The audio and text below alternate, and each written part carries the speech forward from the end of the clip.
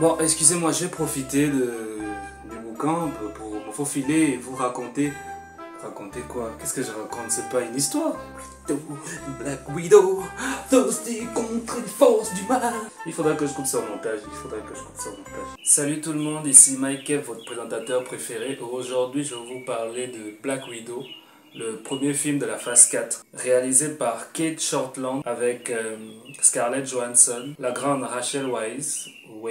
Je l'aime, une actrice que j'aime beaucoup depuis La Momie. C'est le premier film que je regarde de cette réalisatrice, Kate Shortland. Bon, de la biographie, de la filmographie que j'ai vue, elle aime beaucoup faire les films qui parlent de à quel point les hommes sont des salauds en fait. Le film est sorti durant la pandémie, je pense que c'est après le confinement. C'était même le confinement venait à peine de finir, si je me souviens bien, parce que on avait un souci, on se posait la question, est-ce qu'on va faire sortir les films en salle ou bien on les met directement en streaming? Il y avait ce dilemme-là. Et c'est là où sont créés tous les films, tous les sites de streaming, les HBO Max, Disney+, Paramount. Donc, à cette période, on se posait la question, est-ce qu'on sortait Black Widow au cinéma? Et c'est sorti, c'est ça le truc, c'est sorti au cinéma, mais pas qu'au cinéma, c'est sorti en même temps en streaming sur Disney+, ce qui n'a pas plu à Scarlett Johansson, l'actrice qui joue Black Widow. Elle a porté plainte à Disney en disant que non, ce n'est pas normal. Moi, les entrées que je voulais, qui étaient liées à ce qu'on allait me financer, c'était lié à la sortie au cinéma. Si vous faites en même temps streaming et cinéma, moi je risque de ne rien gagner. Bon, ne vous en faites pas, je pense que ça s'est réglé au bout de 2 mois ou 3 mois, je sais plus. Ça s'est réglé, ils ont fait, elle s'est entendue avec les gars de Disney. Parce que même d'abord, Disney a dit... on ne sait pas de quoi elle parle, ça respecte à tout prix, on a respecté le contrat. Dire la vérité tout de suite, Black Widow je l'attendais pas trop. C'est pas le Marvel que j'attendais beaucoup. Déjà que c'était l'histoire se déroulait avant les aventures dans l'Infinity War.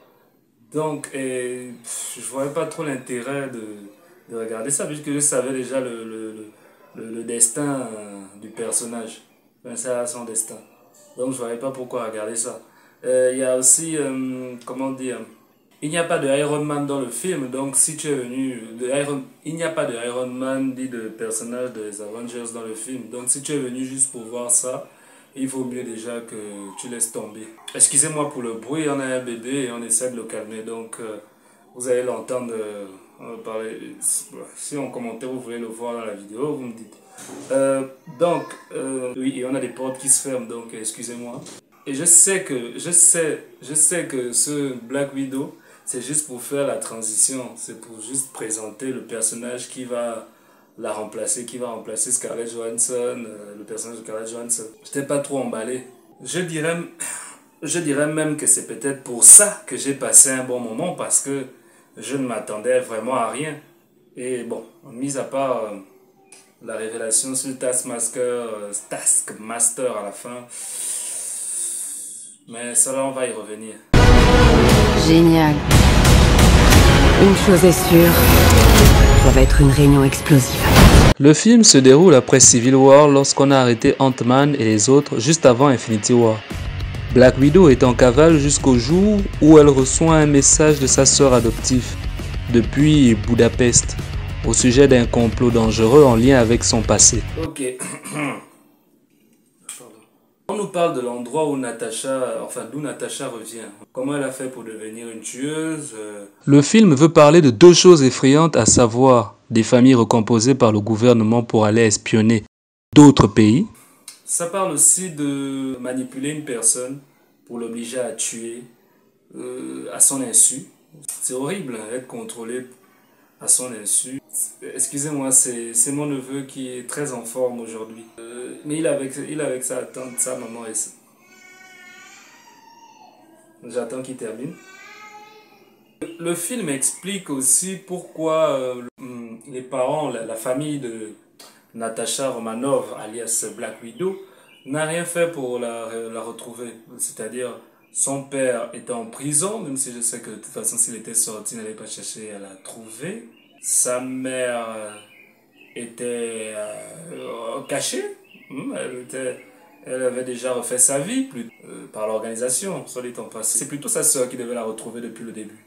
Mais sa petite sœur était sous manipulation, donc du coup, elle ne pouvait pas la retrouver. Et l'organisation auquel elle travaillait, elle pensait qu'elle avait été dissoute. Donc ça raconte aussi comment les familles recomposées par le gouvernement comment ils vivent ça, comment ils vivent cette situation, comment les enfants, surtout les enfants, comment les enfants vivent cette situation. Le film veut parler aussi du trafic d'enfants. Et c'est un bon sujet parce que même ici, c'est un sujet effrayant. On a même peur de laisser nos enfants aller chez le boutiquier. À croire que tout le monde veut entrer dans une porte qui grince ces derniers temps. Donc, ok, cette fois je crois que c'est fermé. Et vous avez remarqué que j'ai dit veut, que le film veut, j'ai utilisé le verbe vouloir parce que ça passe très vite. C'est pas vraiment dans les plans du film, hein. C'est le sujet principal, c'est surtout essayer de démanteler un puissant réseau. C'est un bon sujet, mais le souci c'est que tu regardes ça juste pour voir l'arrivée de la nouvelle Black Widow. C'est comme tous les autres Marvel, ça retombe dans les mêmes Marvel, c'est-à-dire tu ris, on se bat, il y a un méchant, on termine. En fait, on n'a pas peur pour l'héroïne. Dis-moi, franchement, quand tu regardes le film là, est-ce que tu as peur pour l'héroïne? Tu as peur pour Black Widow, connaissant déjà la fin, connaissant déjà ce qui va lui arriver. Tu ne peux pas, il n'y a pas d'enjeu. Et puis quand je voulais regarder le film là, je voulais voir aussi les autres Black Widow aussi. Elles se battent une fois ou deux. Une fois ou deux comme ça, tu regardes, tu dis oh merde. Ne parlons même pas de Taskmaster. Là, quand on disait toujours Taskmaster, j'entendais même les fans dire oh, Taskmaster. J'entendais même mon petit frère me dire Taskmaster, c'est le gars qui copie la façon de se battre. Il fait une fois ou deux. Ok, j'ai mis un peu de la lumière parce que le ciel s'est assombri. Ne regardez pas. Si tu n'as pas vu le film, si tu n'as pas regardé le film, ce que je vais dire là maintenant, c'est raconter le film, la fin du film, raconter l'intrigue de fin et tout ça. Pars d'abord regarder le film si tu veux et ensuite reviens le voir. Mais si tu es là encore, ça veut dire que tu t'en fous qu'on te raconte la fin du film, comme la majorité de tous les Gabonais. Bon, le truc c'est que le Big Boss c'est un homme. Et c'est un homme qui drogue les femmes. On peut dire c'est comme une drogue, c'est une manipulation. Parce que toutes les Black Widows ce sont des femmes. Il les contrôle. Donc, c'est encore un homme qui est un salaud. Ouais, c'est encore un homme qui est mauvais. Et pareil pour le père, hein, le personnage joué par David Harbour. C'est la même chose. Hein. Il ne pense qu'à sa gueule. Il a du mal à discuter avec les filles, avec ses enfants. Il est toujours... voilà quoi, c'est un vrai... voilà, les hommes ne pensent qu'à leur gueule, les hommes sont des salauds. Et je pense que le film, là, l'intention de l'auteur, c'est de parler au nom de toutes les femmes qui se font droguer par les hommes. C'est pas un truc qui m'énerve quand c'est bien emmené. Voilà, c'était captivant, c'était assez intéressant, c'est bien. Mais je pense c'est par rapport à Taskmaster. S'il avait été un homme, ça aurait eu plus d'impact. Loin de là, en train de vous dire qu'ils n'ont pas respecté le comics. Je ne lisais pas vraiment. J'avais même pas la possibilité d'avoir des Marvel en comics. On avait droit seulement à des bribes de pages que des amis apportaient qui étaient déchirées. Quand on pouvait avoir un Marvel en comics, nous. Ah, c'était compliqué, hein. Pour Spider-Man, les X-Men, je n'ai qu'un seul truc des X-Men, je ne sais pas si je l'ai même dans les parages. Je vais vous montrer ça prochainement. Donc du coup, je parle pas de Taskmaster en tant que le personnage du comics. Je parle par rapport au film et à l'histoire. Si ça avait été un homme, là ça devait être le clou du spectacle. Là je devais dire oui, Black Widow est une femme qui a réussi à se battre contre un homme qui était même hyper puissant. Elle a même pris, le réalisateur a pris, la réalisatrice a pris un homme hyper fort qui arrive à tout copier, qui est en tout cas hyper soldat, mais elle arrive à le battre. Là, ça devait être magnifique. Mais malheureusement, même là, elle met encore une femme.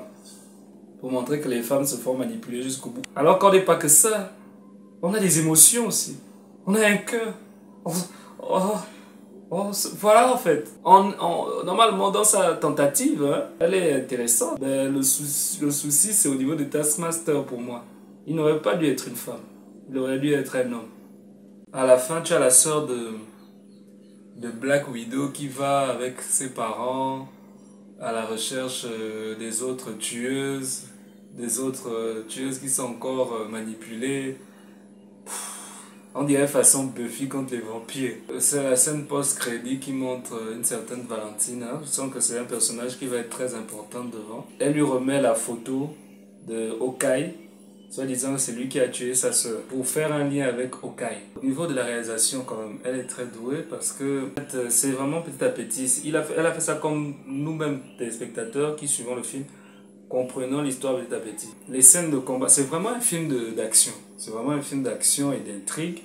Il y a des scènes de combat, oui, les scènes de combat, j'étais resté scotché là-dessus. J'ai beaucoup aimé les scènes de combat, surtout les scènes où ils sont sur le pont, ça là je l'ai dit.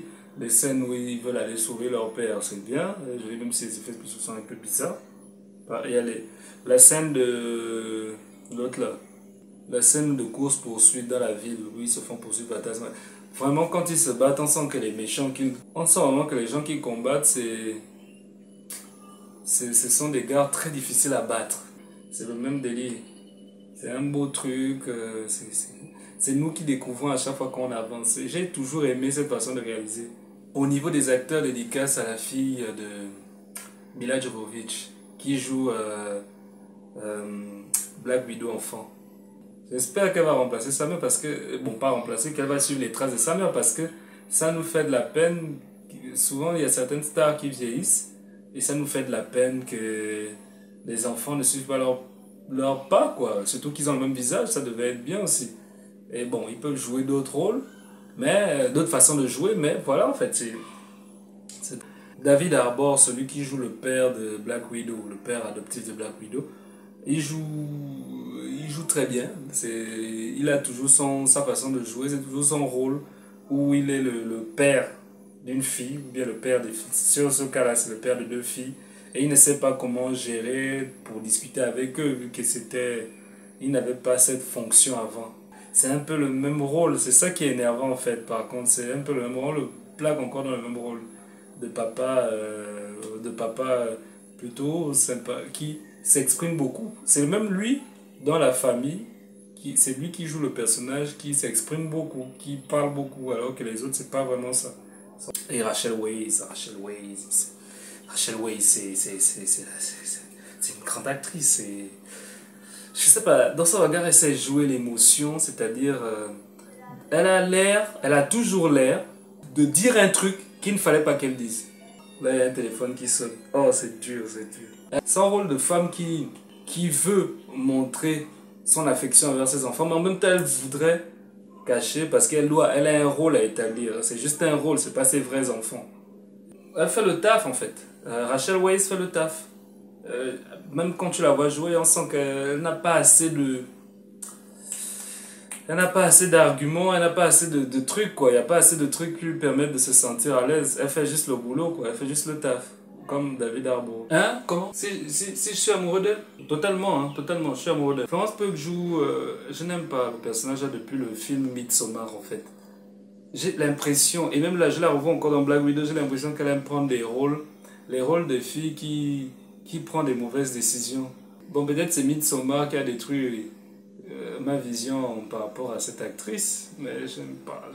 Et je pense qu'on va la revoir, vu que le film est fait pour elle en partie. Le générique du film en premier, une reprise du groupe Nirvana, c'est trop bien, qui nous montre en même temps comment Natasha Romanoff évolue au sein d'une organisation criminelle suite à un trafic d'enfants. Lorne Balfe, qui est le compositeur du film, n'est pas à son premier blockbuster.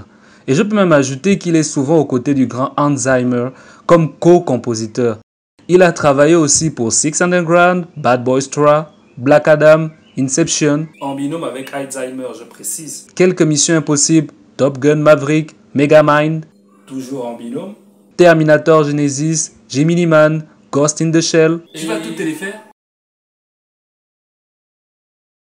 Bref, avec beaucoup d'autres blockbusters. Juste une dernière chose, la musique du jeu vidéo Beyond, c'est lui. Et toujours en composition avec Hans Zimmer. Ouais. Bon, ma note c'est 12 sur 20, ça se laisse regarder en tant que film, ça va. J'ai passé un bon moment, ça va. Ça va, on va pas à chaque fois commencer à déglinguer. Merci à tout le monde d'avoir regardé ma vidéo. Bon, merci à toi d'avoir regardé cette vidéo. Je t'invite à laisser un pouce j'aime, de partager la vidéo si elle t'a plu. Et on se dit, on fait comme ça. Baby, je voudrais que tu le dresses. T'as réveillé ce beast, baby, je te kiffe dans la lèche.